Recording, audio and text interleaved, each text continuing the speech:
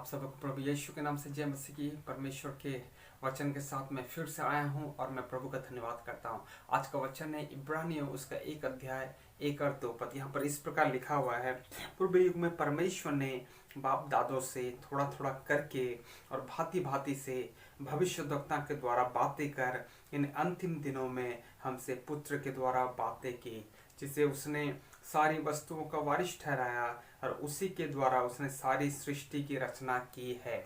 यहाँ पर यीशु मसीह का वचन कह रहा है, परमेश्वर का वचन कह रहा है कि परमेश्वर ने पूर्व युग में बाप दादों से थोड़ा थोड़ा करके हमसे बात की। सबसे पहले परमेश्वर ने बाप दादों के द्वारा हमसे बातें की। जब आदम और हवा पाप में पतित हुए, उनका आत्मिक जीवन नष्ट हो गया, वो संसार में मिल गए, संसार की बातों को जब प्रिय जानने लगे, तो परमेश्वर ने सबसे पहला भविष्यवाणी दिया आदम और हवा को। और आदम और हवा से परमेश्वर ने कहा कि भविष्य में तुम्हारे द्वारा स्त्री के वंश से एक पुत्र जन्म होगा जो सर्प के सिर को कुचल देगा। हालेलुया। और ये जो आदम और हवा है, बाप दादों की कैटेगरी में आते हैं, उनकी श्रेणी में आते हैं। सो परमेश्वर ने आदम और हवा से सबसे पहला भविष्यवाणी किया कि भविष्य में मसीहा स्त्री के वंश से आने वाला है। फिर परमेश्वर ने अब्राहम को चुना। परमेश्वर ने अब्राहम से वायदा किया कि तुम्हारे द्वारा एक संतान जन्म होगा और इस संतान के द्वारा भी इस संसार के सारे कुल आशीष पाएंगे। हालेलुया। फिर परमेश्वर ने मोजेस को खड़ा किया, मूसा को खड़ा किया। मूसा से भी परमेश्वर ने कहा कि मूसा तेरे जैसा एक भविष्यद्वक्ता भविष्य में उठने वाला है और तुम सब लोग उसकी सुनना। हालेलुया। सो परमेश्वर ने पूर्व युग में बाप दादों से बातें की।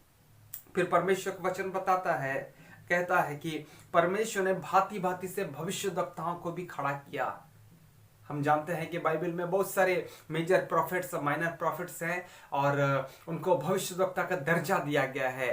वो अचानक एक शहर से आते हैं और भविष्यवाणी करने लगते हैं। उनका हो सकता है भविष्य किसको नहीं पता, उनका पास्ट किसी को नहीं पता, उनका फैमिली का बैकग्राउंड किसी को नहीं पता, लेकिन वो अचानक आकर परमेश्वर के लिए भविष्यवाणी करते हैं। हालेलुया। उनमें यिर्मयाह है, उनमें यशायाह है, उसमें जोएल है, उसमें योना है, बहुत सारे लोग हैं। तो परमेश्वर ने बाप दादा को चुना कि उनके द्वारा इस संसार से बातें कर सके कि तुम्हारे जीवन में पाप है और तुमको पाप के प्रति अपने रूह को परमेश्वर की ओर फेरना होगा।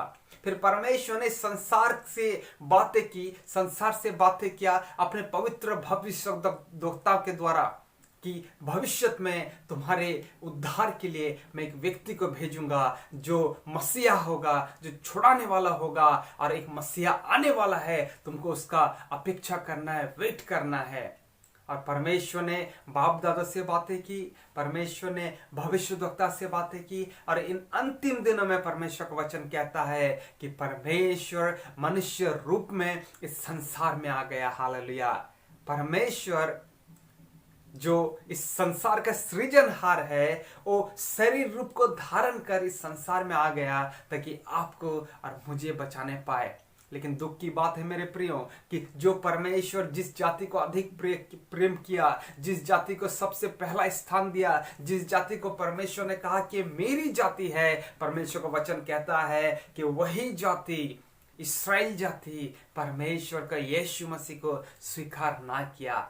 और मत्ती रचित सुसमाचार उसका 23 अध्याय इस प्रकार कहता है। मत्ती रचित सुसमाचार उसका 23 अध्याय इस प्रकार कहता है, उसका 23 अध्याय उसका 37 पद से यहाँ पर इस प्रकार लिखा हुआ है, हे यरूशलेम तो भविष्यद्वक्ताओं को मार डालता है। यरूशलेम के विषय में परमेश्वर ने चाहा कि परमेश्वर यरूशलेम को बचाए, इस्राएल को बचाए, लेकिन इस्राएल के बारे में, यरूशलेम के बारे में क्लियरली दिया हुआ है कि हे यरूशलेम तो भविष्यद्वक्ताओं को क्या करता है, मार डालता है।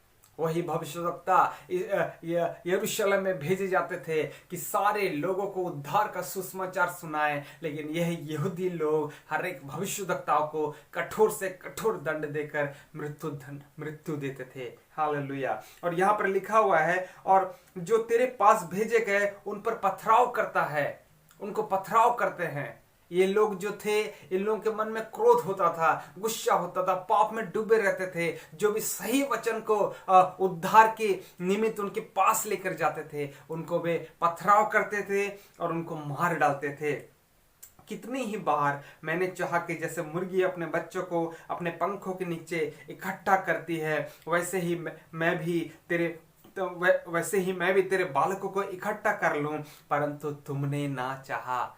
जिस प्रकार एक मुर्गी अपने बच्चों को, मेरे प्रियो, हर समय में सुरक्षा देने का कार्य करती है, उसी प्रकार परमेश्वर ने भी चाहा कि मैं भी इस्राएल जाति को सबसे पहले उद्धार का सुसमाचार सुनाऊं, उनको बचाऊं, उनको अपना कर लूं। लेकिन परमेश्वर का वचन कहता है कि उन लोगों ने ना चाहा। फिर क्या लिखा है 38 पद में, देखो तुम्हारा घर तुम्हारे लिए उजाड़ छोड़ा जाता है। देखो तुम्हारे लिए तुम्हारा घर उजाड़ छोड़ा जाता है। परमेश्वर कह रहे हैं, यीशु मसीह कह रहे हैं कि तुम्हारा घर तुम्हारे लिए उजाड़ छोड़ा जाता है।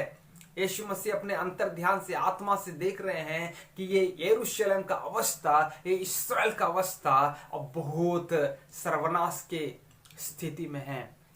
और इतिहास इस प्रकार कहता है कि यीशु मसीह के स्वर्ग जाने के 40 साल के बाद ये इस्राएल में लोगों ने, अन्य जाति लोगों ने, रोमी सरकार ने धावा किया और वहां के हर एक बातों को नष्ट कर दिया। यहां तक में मंदिर को भी नष्ट कर दिए, उनके घर को उजाड़ दिए, उनके परिवार को नष्ट कर दिए। और प्राय 1900 सालों के लिए मेरे प्रियो ये इस्राएल जाति तितर बितर होकर रहने लगी, तितर बितर होकर रहने लगी। परमेश्वर ने चाहा कि जिस प्रकार एक मुर्गी अपने बच्चों को संभालती है, सुरक्षा देती है, हालेलुया, परमेश्वर उनको सुरक्षा दे, लेकिन उन्होंने ना चाहा।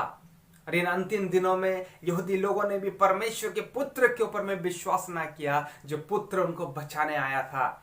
और जब वचन कहता है कि यहूदियों ने कहा कि बरअब्बा को छोड़ दे, लेकिन यीशु को मार डाल। और वचन इस प्रकार कहता है कि जो परमेश्वर के पुत्र का लहू का दोषी हो, वो कितना अपराधी ना होगा।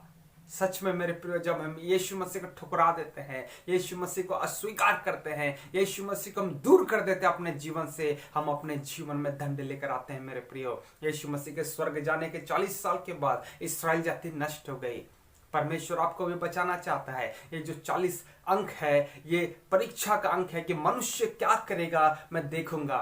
क्या परीक्षा में जय पाएगा या परीक्षा में जय ना पाएगा। परमेश्वर ने जब मनुष्य जाति से बातें किया नूह के द्वारा कि वो तुमको बचाना चाहता है। नूह एक धार्मिक प्रचारक था, तो नूह के वचन में भी लिखा हुआ है 40 दिन और 40 रात तक परमेश्वर ने क्या किया, वर्षा को भेजा। मेरे प्रियो, यीशु मसीह की 40 साल तक 40 दिनों तक यीशु मसीह का परीक्षा हुआ, जंगल में परीक्षा हुआ।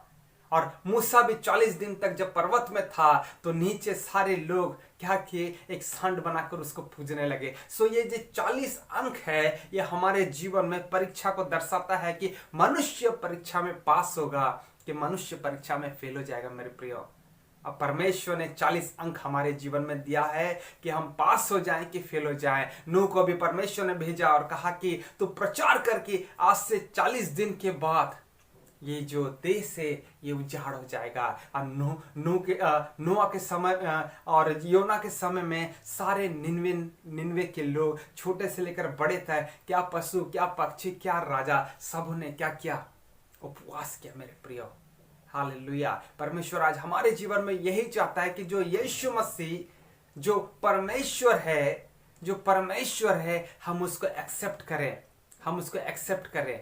इस्राएल जाति के विषय में बाइबल बताती है कि उन्होंने बाप दादा के बातों को ना सुना, उन्होंने भविष्यद्वक्ता के बातों को ना सुना, उन्होंने यीशु मसीह के भी वचन को ना सुना। मेरे प्रियो, आज परमेश्वर हमारे बारे में बहुत चिंतित है कि हम क्या करेंगे।